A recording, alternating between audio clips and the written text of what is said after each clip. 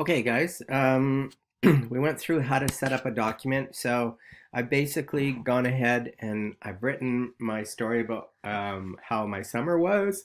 Um, I've gone in and I've thought three infographics. So 11 jellyfish stings, one battleship visit, 45 ice creams. My title is called Destin for Destin. And I've actually put in a little bit of an introduction to the story as well. So I'm just going to take you through a little bit of the process that I go through when I'm laying out a design like this. For this first one, I'm going to make it two columns. It's going to be using completely just sans serifs. And I just will go through sort of the hierarchy and things like that. So the first thing that we know is that we have this body copy. If you look at the bottom of this column, you'll see this box that has a plus sign. In Illustrator and InDesign, when there's extra copy, it gives you this little symbol at the bottom to let you know, hey, just so you know, there's actually more copy than what appears in the box. So the first thing I'm going to do is I'm just going to line up my column so it actually fits in my guide. So there's my first column, and then I'm going to click on the overall box, and I'm going to click on the red plus symbol. And basically, if you look at my cursor now, you can see there's a bunch of lines that indicate a line of type. So I'm just going to hold that down, and I'm going to draw a second box that's going to line up with my first box.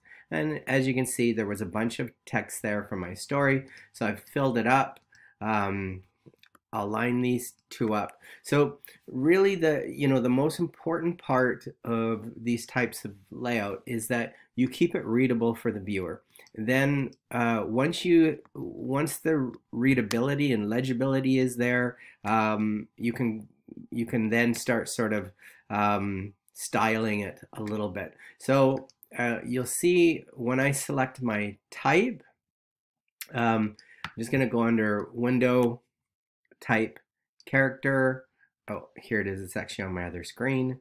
I'm going to grab it. Here it is. So right now, if I highlight my text, you can see that my text is 8.5. It's Apex New, and it's book. So I'm just going to select the entire thing. It's 8.5, but you see here in my leading, it's actually missing a measurement. So that's telling me that there's different measurements within that. So 8.5, I'm going to make this 8.5 over 11. I'm going to make it 8.5 over 12, and that's pretty good. So the one thing I don't want to do is I don't want to have a single line of type sitting by itself here. So I'm just going to open up this text box. So 2 is better than 1. You really just want to avoid in columns having one line of type or a single word on a line. So orphans and widows.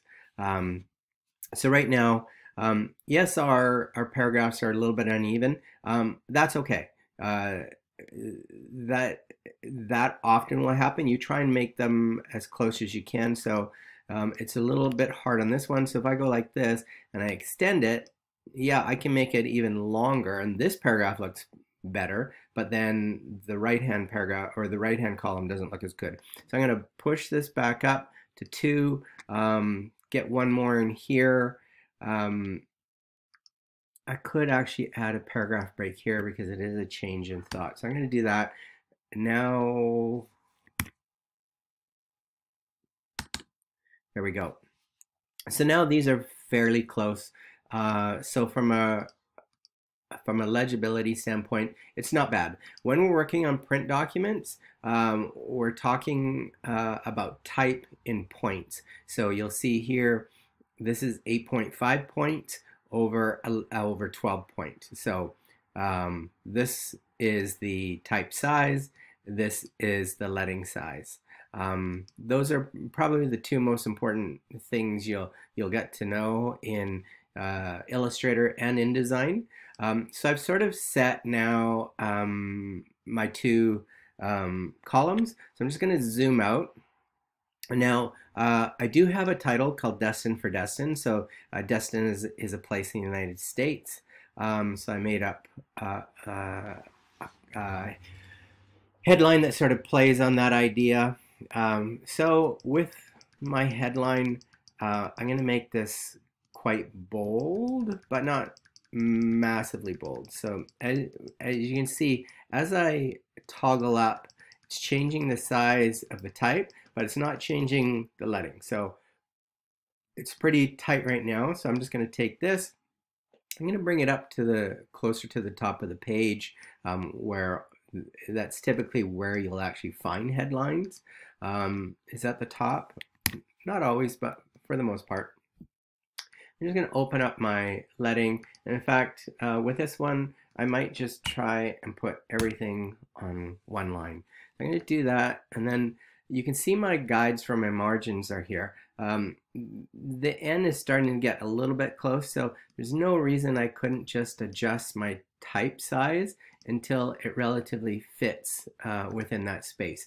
In type design in general, the more things that you can sort of get to line up, the cleaner your layout is going to be. And I know that sounds really simple. Sometimes it's not as simple as that. You can sort of see my two columns here line up. But then the headline uses all three columns. This uses two columns, but I'm going to save a column over here for my infographics. Infographics only meaning that I'm pulling out some interesting numbers that sort of represent some of the things that I did in the summer. So my introduction, the introduction is the introduction to the story. So it kind of summarizes what you're about to read here. So I'm just going to highlight this. So typically introductions are a little bit bigger or bolder than the actual text, just so that when people skim the page, they can see the introduction. Perhaps they're going to read it, and that will pull them into reading the entire article. So I'm going to go up to, say, 13 points, and then I'm going to open up the leading. So 13 over 18, you can sort of see it stands out a little bit more. And I've gone two columns, and that's okay. So I'm going to pull it down a little bit. And I want you to be aware of the spacing when you're doing these things. So you can sort of see if I draw a box there, that gives me more than one line of a break here. Relatively, this is about the same width as 2.5 lines on here. It just gives the viewer a nice break. So if I were to do this,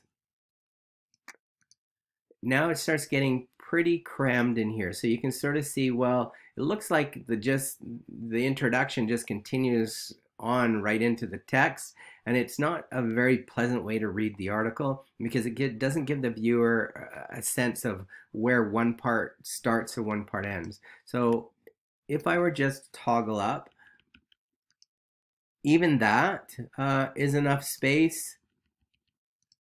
Too tight, not bad. I could go a little bit more even, and it's a visual thing. So there's no hard fast rule to what this has to be, but you just want to have a sense of white space in here so that when you look at the overall document, you're getting these gaps where your eye gets a rest. So it's the same reason I wouldn't take these three columns and put them right up under Destin for Destin. Because what happens then is I have this entire page and it all seems to be crammed into this area. So what we're trying to do is have a nice starting point for the text, a starting point for our intro, and it's okay that there's a headline and then it drops down to the text. All that's doing is creating a little bit of white space in this document. So I'm just going to zoom in. So relatively, that's not bad. I could bring everything up a little bit higher on the page, and that's fine too. I can work with that. Next thing I'm going to do is I'm going to make I want these 3 infographics to stand out. So 11 jellyfish stings. With this one, I literally am just going to have the numbers pop out, and hopefully that draws people in. So I'm going to change this to, like, let's say 32 points. And you see it disappeared in this box because it was too big to fit in the actual text box. So if I pull this open, where did you go? Okay, something's going on there. Well, let's go back. So I'm going to go Command Z a couple steps. So if you ever run into problems and you go, I don't know what I did, you can always go Command Z, and Command Z just takes it steps back one movement at a time. So I'm going to bring this up. So there we go. So now I've got 11 jellyfish stings. For consistency's sake, I'm just going to eyedrop that 11, and that will turn it into 0, 1 battleship visits.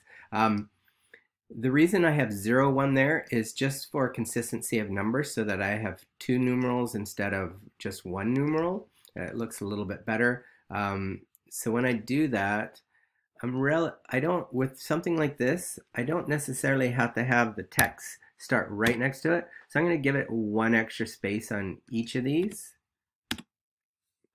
So now you can sort of see I have these 3 numbers. I'm going to keep it black and white.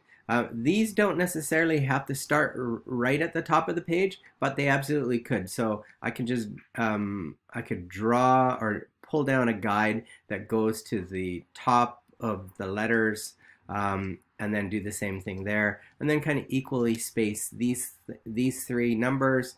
And so in a very simple, short way, if I hide my guides and just zoom out a little bit, you can sort of see now that it's a fairly balanced page. We have a bigger headline, we have some nice white space around the outside, there's a nice gap from the heading down to the intro copy, another small gap before the body copy, and the third column sort of picks up these numbers. So in a really simple way, that is a quick way to do a layout, sort of keeping in mind columns, white space, and hierarchy of type.